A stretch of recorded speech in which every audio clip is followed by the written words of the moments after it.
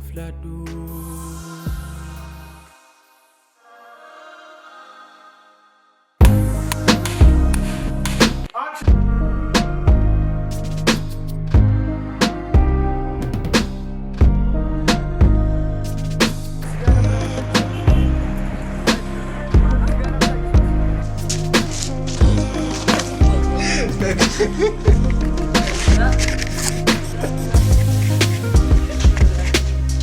kabajamtoota daawwattoota maatii diraamaa hiree akkasumas ogeessota TV OBN torbanoota 50 arfan darbaniif waggaa tokko oliif diraamaa mata duree hiree jedhuun waldukaa wal daawwachaa wal barsiisaa wal bashannansiisaa darbuun keenya yaadatamaadha. haa ta'u malee torbanoota muraasa yaada uummataa gaaffileen jedhan hanqinni keenya maal akka ta'e dogoggora keenya irraa barannee wanta fooyya'aa qabannee dhufuudhaaf yaada uummataa gaafannee turre. egaa amma kan argitan jarreen kana bitaaf mirgaa argitan qeerroowwan Oromoo kuni production crew yookaan gartuu diraamaa hiree kara ogummaa isaatiin waraabbiinsaa maal fakkaata gulaalliinsaa maal fakkaata viidiyoonsaa sursagalee hundisaa maal fakkaata kan jedhu egaa taatota alatti kara ogummaasaa itti gaafatamummaa kan fudhatan keessaa muraasni warra kanaafi itti gaafatamummaa guddaan immoo ga'anirra jira beekamaadha. kan biraanis hafanii jiru ogeessonni tokko tokko hafanii jiru ta'us harka caalu kara waraabbii hojii wal qabatee wantoota jiran garee kanatu itti gaafatamummaa fudhata. gaaffilee ka'an keessaa baay'ee isaa keessaa inni gurguddaani daqiiqaan keessan maaf gabaabbate daqiiqaan keessan xiqqoodha kan jedhudha. hireen sa'aatiin jirtu tokko sa'aatiin gabaabbataadha. sa'aatiin itti darbu sun sa'aatiin isaa baay'ee gabaabaadha diraamaa adda jiran irraa. daqiiqaan kun utuu kanaa ol dheeratee daqiiqaa 35 daqiiqaa 40 ta'e onuutti tola ture. garuu waliigaltee jalqaba TV OBN wajjin gaafa godhamu foormaatiin TV'chi daqiiqaa inni diraamaadhaaf qopheesse daqiiqaa 25 qofaa ture yeroo sanatti. kanaaf diraamaa keenya wajjin wal qabatee waliigaltee godhame waan ta'eef nun jijjiiruu hin dandeenyu. dhugaattillee wantoonni nuti gochuu dandeenyu ofii keenyaatiin daqiiqaa kana gara 28 gara 33 amma kanaatti geessuu yaallee turre. wantoonni baay'een garuu 33-35 gaafa ta'u yeroon qilleensaa dhaabbataan TV'n kun torbanitti dabarsu karaa seera qabeessaatii waan qabuuf sana dheeressuudhaaf rakkanneerra. dhugaattillee siinoolii kana gaggabaabsine daqiiqaa 25 kana daqiiqaa muraasatti daballee bareechuudhaan sirreessuudhaaf waadaa isinii galla. gaaffilee gurguddoon ka'an egaa harki caalu daqiiqaa erga ta'e booda mee production fiilmii daqiiqaa tokko waraabuudhaaf or daqiiqaa 2 yookaan daqiiqaa 5 waraabuudhaaf ogeessota meeqatu barbaachisa?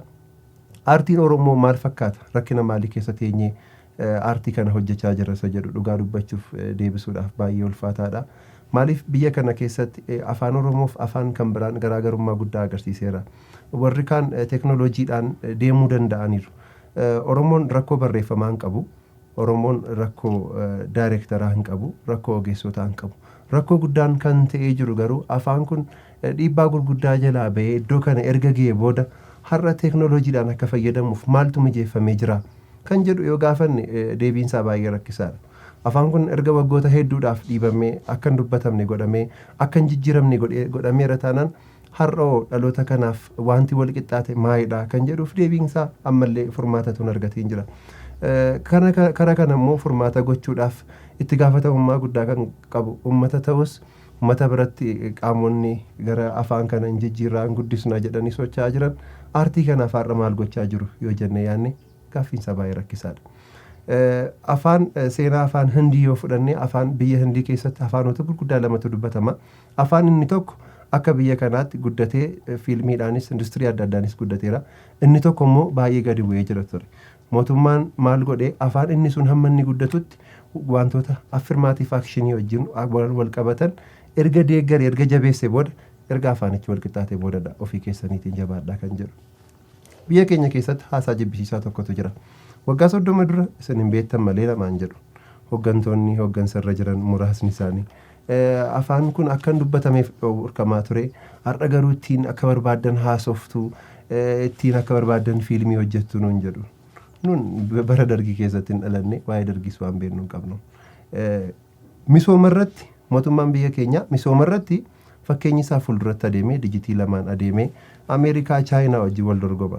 waa'ee afaanii qofa afaan Oromoo irratti gaafa deebi'u immoo dudubatti deebi'ee mootummaa dargii wajjin wal dorgomsiisa. Kunuuf immoo hiikaa nuun kennu. Kan nuti jechaa jirru deeggaramuu qaba. Aadaaf turizimiinis ta'e abbootiin qabeenyaa Oromiyaa keessatti argaman nuti amma diraamaa kana irratti ispoonsara tokkoyyuu argannee hin jirru. Abbootiin qabeenyaa afaan kanaa wajjin dachee kana irratti jiraatan deeggaruudhaaf dirqamne irra jira ture. Rakkoo kana immoo kan qoratu akkasumatti waggaatti guyyaa tokko artistoota walitti qabu rakkoon keessan maalidha jedhu gaaffii sana gaafatanii achumaan badu. Kanaaf kaffaltiin kaffalamu ogeessota hedduu of keessatti hammachuu hin danda'a taanaan hojii qulqullaa'aa fi hojii gaarii ta'e hojjechuudhaaf irra kannu jechuudha. Har'oo kaffaltii himti sun immoo jiraayi maal fakkaata? Ispoonsarri jiraayi dhuguma afaan Oromoo guddachaa jiraayi jennee ol gaafanne gaaffiinsaa yeroo ammaa kana rakkisaadha. Kanaaf yeroo darbee keessattis egaa artistoonni Oromoo karaa isaan kaleessa irra deeman waggaa 25 26 27 dura imala isaan irra deeman irra nuti isaan irra deemaa jirra jechuudha. Karaa isaan irra deeman irra. Karaa nuti irra deemaa jirru immoo dhaloonni boorii akka hin deemneef immoo sodaa qabna. Kanaafidha rakkinicha gadi baasnee dubbachuu kan barbaannu. Aartiin garaagarummaa guddaa qaba. Aartiin Oromoo aartolii jiran keessaa kan adda isa godhu aartiin kun dhiigaa wajjin gatii kaffalamee wajjin baay'ee wal qabata. Aartii gosa lamatu jira addunyaa kanarra. Art for the sake of aartiin jira.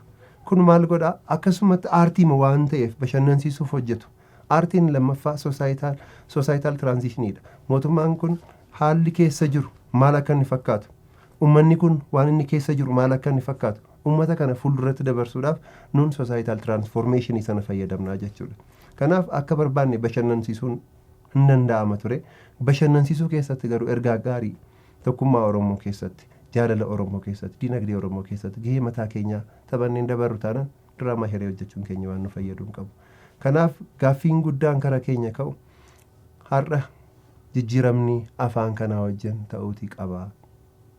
Kam keessattuu sirna kam keessattuu afaan Oromootiif akka inni teeknooloojii wajjin adeemuuf gaaffiin gaafatame furame hin jiru. Diraamaan hirees rakkinoota kana keessa taa'eeti malee dhugaa sanitti himuuf akka biyya alaatti fiilmii afaan Ingiliffaa hedduu ilaalaa jirtu ta'a. Garaagarummaa guddaatu jira. Kaameraa 5 fayyadamanii meeshaalee sagalee ammayyaa yeroodhaa yerootti bahee fayyadamanii aktaroota isaaniif ituu rakkatiin waan hundumaa kaffalaniiti. Dhugaa dubbachuuf carraa kanatti fayyadame aktaroota koo garee piroodakshinii kana baay'ee galateeffachuun barbaada. Maaliif aktariin tokko dhufee hojii tokko haa hojjetamu gaafa jedhamu barreessaan isa barreeffame daayirektarri uffata akkasii uffachuu qabdi, haala akkanaatiin deemuu qabdi, kana gochuu qabdi, rifeensi ishee kana fakkaata isa jedhu daayirektarri ajaja kennuu qaba. Ajaja daayirektarri kenne sana immoo dirqama hojiirra ooluuti qaba. Aktaroota keenyaaf guyyaa tokko uffata miti waan kaffaltii maseera qabeessaa kaffallee hin beeknu. Jaalala afaan isaaniif qaban, kabaja afaan isaaniif qaban, quuqama achirraa qabaniif aartii kana jabeessuudhaaf halkanii guyyaa tattaaffachaa jiru. Erga halkanii guyyaa tattaaffatan immoo jijjiirama tokko wajjin rakkoon aartii kanaa maalidha jedhee qaamni tokko gaafatee furmaata kennuu danda'uuti qaba ture. Kanaaf haala maalii keessa akka jirru seenaan diraamaa kana hojjechuudhaaf keessa dabarre wantoota baay'eedhaan inni guyyaa tokko akka seenaatti kan ka'u ta'a. Roll 2 scene 5 take 1. Eeyyee. Achiyoo. Harmee kottan kennadha.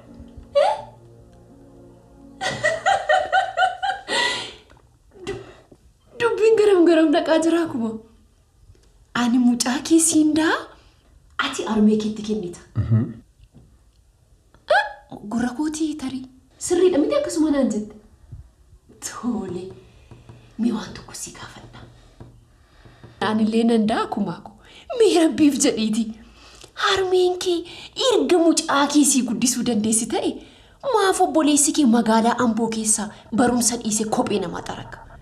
Mee rabbiif jedhiiti natti maaf Amboo buufata konkolaataa keessaa obboleessi kee ba'aa baata.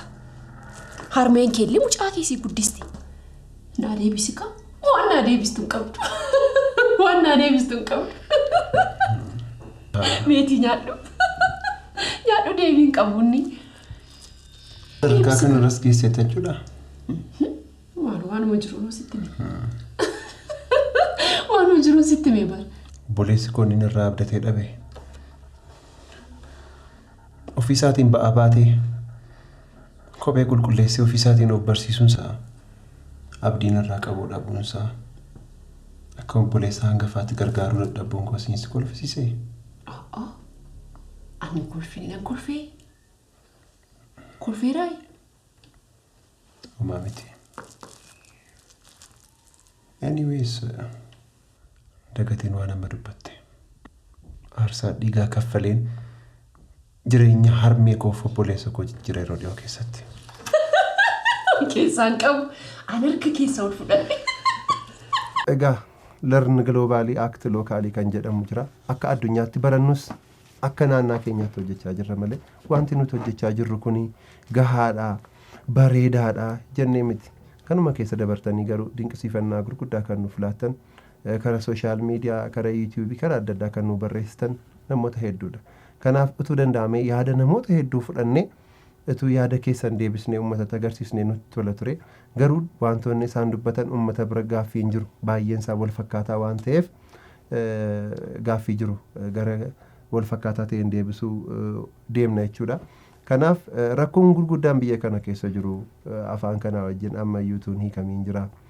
Furmaanni tuun kennamiin jira. Namni gatii dadhabbii tokkoof riwaardin argatu taanaan haalichi ulfaataadha. Aartiin Oromoo immoo sakaanii wajjin tokko miti. Gatiin dhiigaa kaffalamee lafeen itti caccabee abbootiin meeqa gatii itti kaffalanii iddoo kanaan kan ga'anii nun carra qabeeyyiidha. Carra qabeeyyii ta'us waa'ee sakaleessaa qofa haasa'urra bor aartiin egeree uummata keenya agarsiisa. Aartiin fuulduratti dukkana kana booda ifatu jira isa jedhu agarsiisuudhaaf iddoo guddaa qaba. Kanaaf rakkooleen nuti diraamaa hiree hojjechuu keessatti nu mudatan gara diraamaa keenyaatti ispeesifikilii yoon deebi'ee lookeeshinii barbaaddeetu hojjechuu hin dandeessu. Biyyi kun immoo baalaansii miti. Rakkoon siyaasa kanaa hin furamiin jira wanti baay'eensa.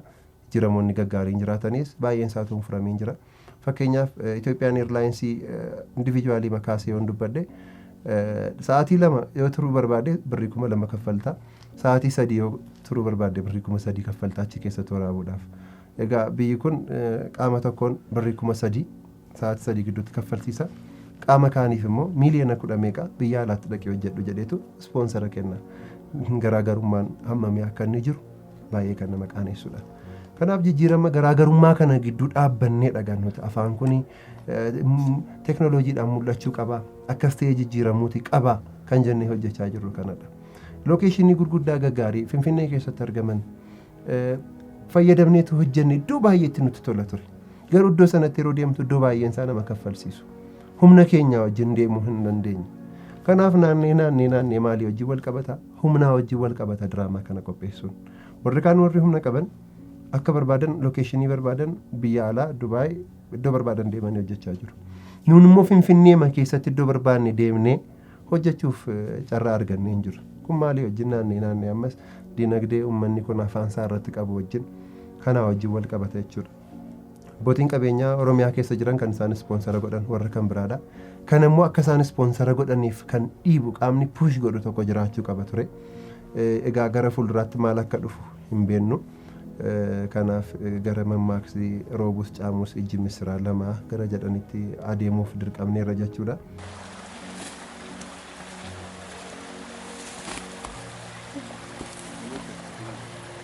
Action!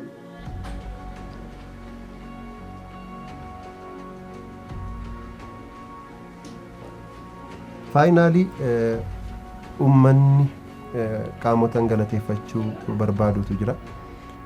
Hunda dura uummata hiree keenyadha.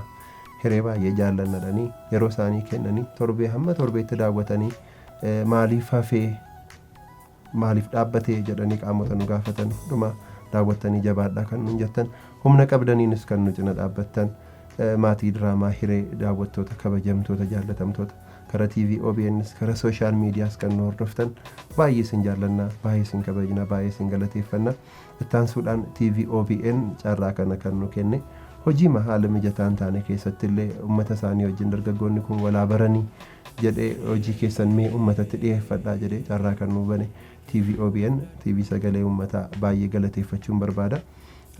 Akkasumas ogeessota na biratti argaman kana halkaniif guyyaa hirriba isaaniirra dhugaadha hojii daqiiqaa 5 hojjechuudhaaf nuun guyyaa tokkoyyuu nuun ga'u guyyaa 2-3 yerootti nutti fixu qaba.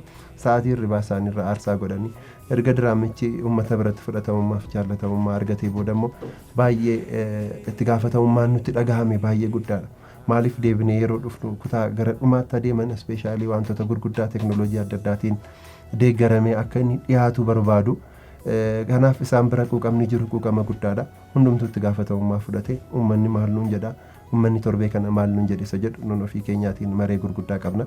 Isaanis halkanii guyyaa ogummaa kana keessatti jabaatanidha kan hojjechaa jiranii. Kanaaf haalonni mijataa ta'uu dhiisuunsaa haalli afaan Oromoo biyya Impaayera Itoophiyaa jedhamu kana keessatti qabu gadi bu'aa ta'us abdii nuti arginu, ifni nuti arginu garuu kan duubatti nu deebisu miti. Afaan Oromoo kana caalaatti dagaagee dhaloonni dhufu immoo teeknooloojii isaatti fayyadamee afaan addunyaa akka inni ta'u garuu shakkii tokkollee hin qabnu. Hojiilee gara fuulduraatti nu hafan keessatti baay'ee jabaanne, baay'ee bareechine gaarii goonee akka dhufnu immoo shakkii tokkollee hin qabnu. Kana caalaa jabaanneen hojjenna. Waadaa nuti gallu ofii keenyaaf miti.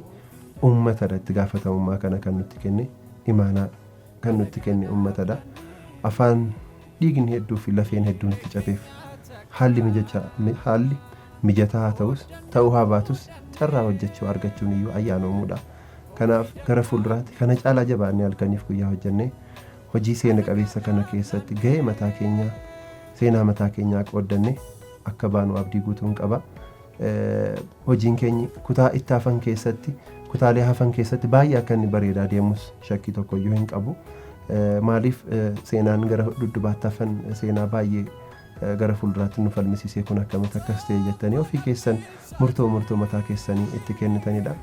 Kanaaf production crew koo kana birattis taatota halkanii guyyaa yeroo mijataan taane sana keessatti wal dandeenye jaalalaan hamma har'aatti waliin deemne hamma dhuma isaattis akka na caalaatti uummata kanaaf waan gaarii gochuu akka dandeenyu abdiin qaba.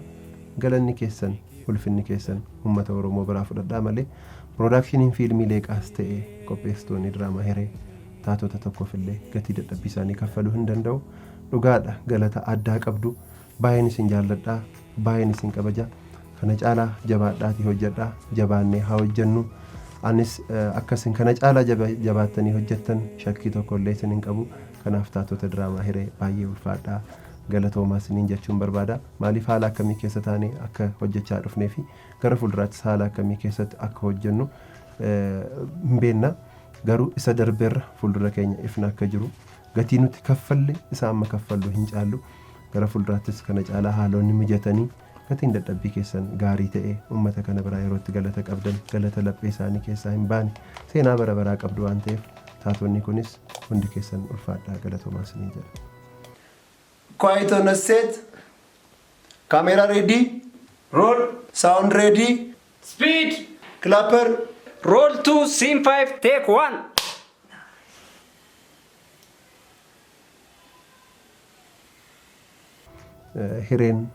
Hiree kan keenya yookaan kan koo yookaan kan isaanii qofaa miti. Hireen kan hunda keenyaatidha. Hiree keessatti gaa Oromoon of ilaalaa deema jedheen abdii qaba. Oromoon hireem kanatti fayyadamee dhumni maal fakkaata diraamaan kun akkam ta'a isa jedhuuf namoonni baay'een gaaffii nu gaafattu. Hundi keessan karaa foddaa televezyiinii OBN karaa TV sagalee uummataa sanbata xiqqaa galgala sa'a 3:20 booda walitti deebinee torbee torbaniin wal bashannansiisaa wal barsiisaa waan nu keessa jiru tokko waliif kennaa waliif qoodaa deemna. Egaa production crew kun halkaniif guyyaa ammas jabaatanii hojjetu. Gara hojii isaaniitti deebi'u nutis gara kanatti adeemna. Baay'ee isin kabajnaa, baay'ee isin jaallannaa. Ulfaadhaa galatoomaa. Hireen seenaadha. Action. Roll 2, scene 5, take 1.